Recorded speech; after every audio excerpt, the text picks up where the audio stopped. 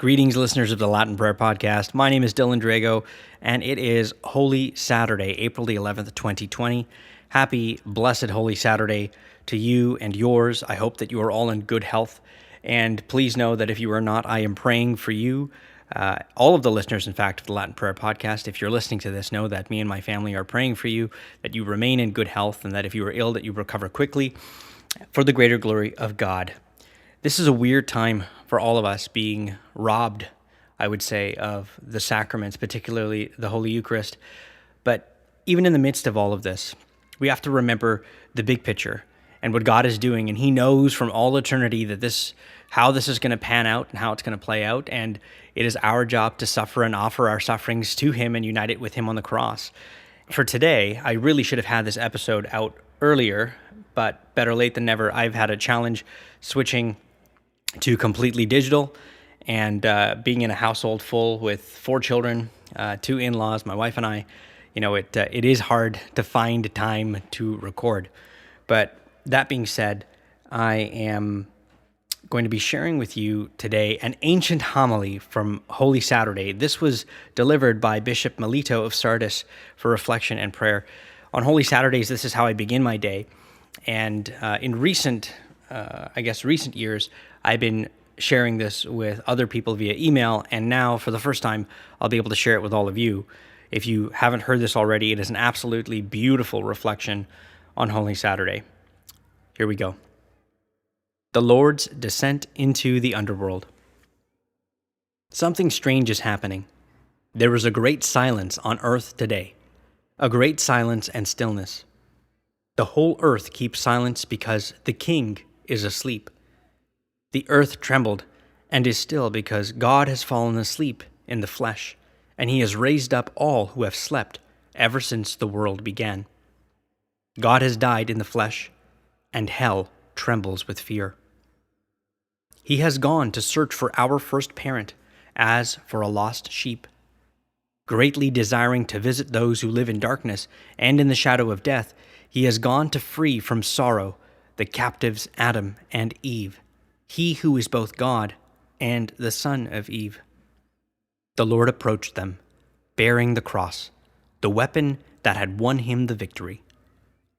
At the sight of Him, Adam, the first man He had created, struck his breast in terror and cried out to everyone, "My Lord be with you all." Christ answered him, "And with your spirit." He took him by the hand and raised him up, saying, "Awake, O sleeper, and rise from the dead, and Christ will give you light. I am your God, who for your sake have become your Son. Out of love for you and your descendants, I now, by my own authority, command all who are held in bondage to come forth, all who are in darkness to be enlightened, all who are sleeping to arise. I order you, O sleeper, to awake. I did not create you to be held a prisoner in hell. Rise from the dead, for I am the life of the dead. Rise up, work of my hands, you who were created in my image. Rise, let us leave this place, for you are in me and I am in you. Together we form only one person, and we cannot be separated. For your sake, I, your God, became your son. I, the Lord, took the form of a slave. I, whose home is above the heavens, descended to the earth and beneath the earth. For your sake, for the sake of man, I became like a man without help, free among the dead. For the sake of you, who left a garden, I was betrayed to the Jews in a garden, and I was crucified in a garden. See on my face the spittle I received in order to restore you to the life I once breathed into you. See the marks of the blows I received in order to refashion your warped nature in my image. On my back, see the marks of the scourging I endured to remove the burden of sin that weighs upon your back. See my hands, nailed firmly to a tree, for you who once wickedly stretched out your hand to a tree. I slept on the cross, And a sword pierced my side, for you, who slept in paradise, and brought forth Eve from your side. My side has healed the pain in yours. My sleep will rouse you from your sleep in hell. The sword that pierced me has sheathed the sword that was turned against you. Rise, let us leave this place.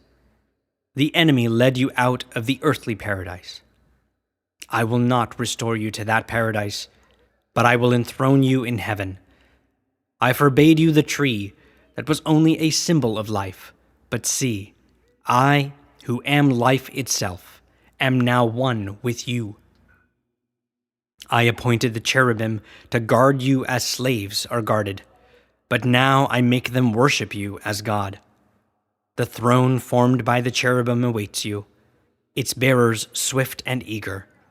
The bridal chamber is adorned, the banquet is ready, the eternal dwelling places are prepared, the treasure houses of all good things lie open. The kingdom of heaven has been prepared for you from all eternity.